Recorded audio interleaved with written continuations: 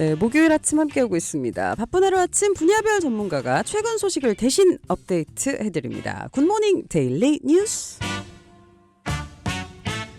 네, 오늘 목요일입니다. 경제 소식 업데이트 해드려요. 지금 참좋은경제연구소 이인철 소장님 전화 연결돼 있습니다. 소장님 안녕하십니까? 네, 안녕하세요. 네, 오늘은 최진만 기자 없이 저와 둘이서 함께 하시면 됩니다. 내년도 예산안이 우여곡절 끝에 어제 국회 본회의를 통과했습니다. 이게 당초 정부안보다 많이 삭감된 금액이더라고요. 그렇습니다.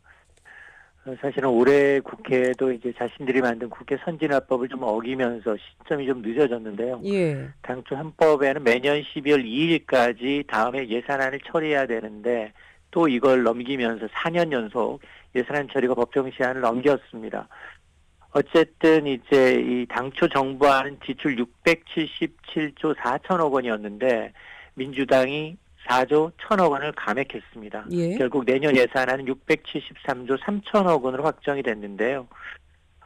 이렇게 이제 씀씀이가 큰 폭 줄이다 보니 뭐 세입도 줄어도 나라 전체 이 재정은 다소 개선이 됐는데 사실 이제 정부 입장에서 보면 가능한 이제 내년 경기 둔화에 대비해서 예산을 많이 확보하려고 할 텐데 사상 처음으로 이제 감액 예산이 가능했던 이유는 바로 이제 정부 여당과 야당 간 예산 협상을 진행하려다가 합의가 불발되니까 예. 야당이 단독 처리하면서 감액 예산을 이제 국회 본회의에서 이제 통과시켰기 때문인데 탄핵 정국이 급물살을 타면서 4조 8천억 원까지 지출을 줄이겠다라는 입장에서 예. 조금은 감액이 줄어서 결국 이제 4조 1천억 원 감액으로 마무리가 됐는데 근데 이제 정부 예산이라는 게 고정 비용이 많아서 대부분 쓸 곳이 정해져 있습니다. 네. 뭐 공무원 월급도 줘야 되고 군인, 경찰 월급부터 해서 취약계층을 위한 복지 예산, 일자리 예산, 소상공인 예산, 뭐 중소기업 예산, R&D 예산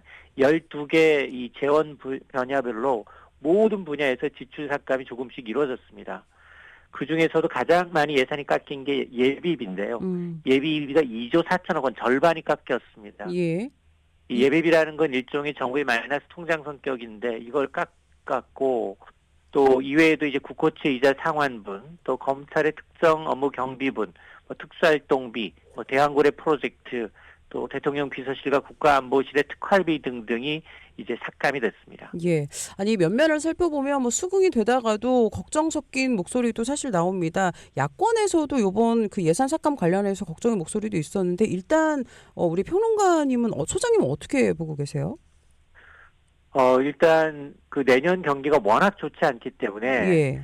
지금 예산으로는 턱없이 이제 좀 부족한 상황이고요. 예. 그래서 이제 내년 초 이제 추경을 이제 야권이 먼저 얘기할 정도로 지금 상황이 좋지 않습니다. 그런데 이제 탄핵 정국으로 인해서 논의할 시간이 없으니까 일단 통과시켜 놓고 보자라는 것이었고 그러다 보니까 이제 우리가 늘상 봤던 뭐 쪽지 예산이라든가 지방 예산 이제 많이 편성을 해서 이제 권력 있는 이제 이런 기재위원들의 경우에는 자기 이제 지역구에 할당 예산을 빼내기 위해서 이제 애쓰는데 예. 이런 게 반영이 안 됐기 때문에 아마 이제 실질적으로 이제 봉합된 게 아니다. 끝나도 끝난 게 아니다. 예. 예산안은 내년에 다시 또 이제 추가 경정 예산안을 통해서 예산안이 승액될 가능성이 상당히 높습니다. 예. 사실 국가 예산이라는 게 또 민생 경제와 직결된 문제이기도 한데 이게 어떤 부작용으로 이어질지 조금 얘기해 주세요. 일단 지금 그 예산안 가운데 당초 이제 굉장히 이제 투자자들한테 민감했던 그러니까 이제 내년 1월 도입 예정이던 금융투자소득세 예. 2,400만 명이 여기에 이제 그 영향을 받죠. 그리고 가상자산과세도 한 7,800만 명 이상의 가상자산 투자자들이 영향을 받다 보니까 예. 이건 또 통과시켰습니다. 그래서 금융투자소득세는 완전히 폐지가 되고 가상자산과세는 2년 동안 유예가 됩니다. 네. 내년부터 시행 예정이던 이제 금투세라는 게 주식에 투자해서 연간 5천만 원 이상 소득을 올리게 되면 투자이익이 20에서 25% 세금을 부과하는 거였습니다. 당초 야당에서는 이제 금투세 폐지를 부자 감세를 지목하면서 폐지 반대 입장이었는데 뭐 이재명 대표가 이제 폐지를 언급하면서 결국 이제 사라지게 됐고 예. 또 금투세와 함께 이제 내년 1월부터 적용 예정이던 가상자산과세는 2년 정도 유예가 되는데요. 여기에는 이제 이 가상자산으로 이제 수익을 남기게 되면 기본공제 250만을 제외하고 나머지 22% 세율을 부과할 예정이었는데 당초 이제 2022년 이제 1월부터 시행될 예정이었는데 이번에 또 유예가 되면서 법 예. 적용 시기는 2027년으로 늘어나게 됐고요. 예, 예. 다만 좀 아쉬웠던 건 지금 그 기업들 특히나 이제 이기 트럼프 행정부 앞두고 이제 이 세계 각국이 지금 관세 폭탄을 맞을 예정이기 때문에 예. 멕시코, 캐나다의 대통령은 직접 트럼프를 방문해서 조율하고 있거든요. 예, 예. 근데 지금 우리 국회에서는 반도체 특별법, 뭐 AI 기본법, 정말 한시가 급한 경제 법안들인데 이번 본회의 안건으로 상정조차 못했습니다. 예. 자, 그러다 보니까 비상겸 파문으로 인해서 여야 합의가 이제 교착 상태에 빠지다 보니 이런 실질적인 민생 법안들이 사실상 내년으로 이제 미뤄지게 됐다라는 이제 비난이 나오고 있습니다. 예. 아니 뭐 정치권의 그런 이슈들도 그렇지만 사실 이번 비상계엄이 경제에도 너무나 많은 영향을 주고 있는데요. 이렇게 조금 어두운 그림자 당분간은 계속 이어지겠죠, 소장님?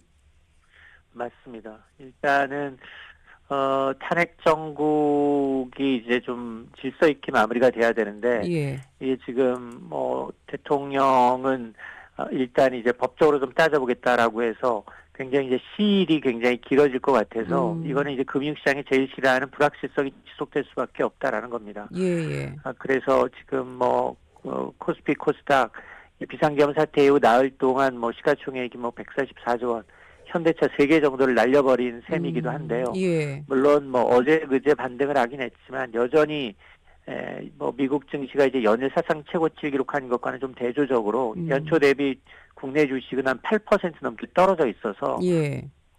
지금 연말 조금 바닥 탈출을 기대했던 이제 개인 투자자들, 개인들은 상당히 좀 실망스러운 결과입니다. 네, 네. 다들 조금 많은 걱정을 하고 있습니다. 아니 근데 조금 전에 우리 소장님 말씀해 주신 것처럼 뭐 무디스 같은 신용 평가사들이 막상 계엄 선포 그리고 해제 당시에는 우리나라 신용 등급에 대해 걱정을 안 했는데 이런 방금 말씀하신 장기화되는 불확실성 이거에 대해서 우려의 목소리가 많더라고요. 실제로 아무래도 이런 것들이 신용 등급에 적용이 될까요? 신용등급을 하향하는 거는 두 단계입니다. 처음에는 이제 바로 신용등급을 낮추는 게 아니라, 예.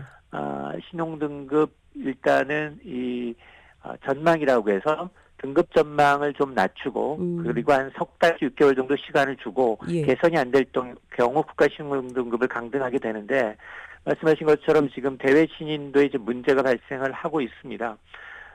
지금 뭐 무디스 지금 이제 피치의 경우에는 장기화 가능성을 좀 언급을 하면서 그럴 경우 이제 국가 신용 등급뿐만이 아니라 이제 외국인 투자자들의 이 국내 자산에 대한 이제 신뢰에도 큰 문제가 생길 수 있다라고 예. 이제 경고를 하고 있고 특히 이제 글로벌 투자은행들은 내년 성장률 전망치를 지금 또 낮출 기미를 보이고 있습니다. 예. 그러다 보니까 이제 환율이 문제인데요. 예. 환율이 지금 어느덧 이제 1,450원 선에 육박을 해서 이제 일부에서는 1,450원을 뚫게 되면 1,500원까지 이제 열어둬야 되는 상황이어서 예.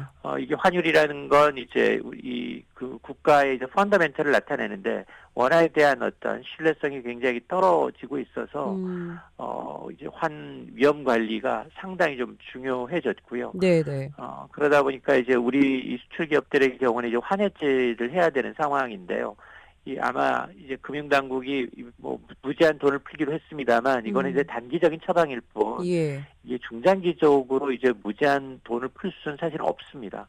그러면 이제 외환보유가 바닥나고 외환보유가 바닥나게 되면 또 국가 신용등급에 이제 영향을 미치기 때문에 아마 실질적으로 이런 이제 사회적 갈등을 해소하고 우리 정치적 불확실성을 제거하면서 이 조기에 좀 수습하면서 예. 정치적 어떤 신뢰를 확보하는 것이 가장 중요합니다. 네, 이런 불확실성을 빨리 제거하는 것 이게 가장 빠른 방법인 것처럼 보입니다. 알겠습니다. 오늘도 저희 경제 소식 업데이트 해드렸고요. 지금까지 참 좋은 경제연구소 이인철 소장 함께했습니다. 소장님 감사합니다. 네, 고맙습니다.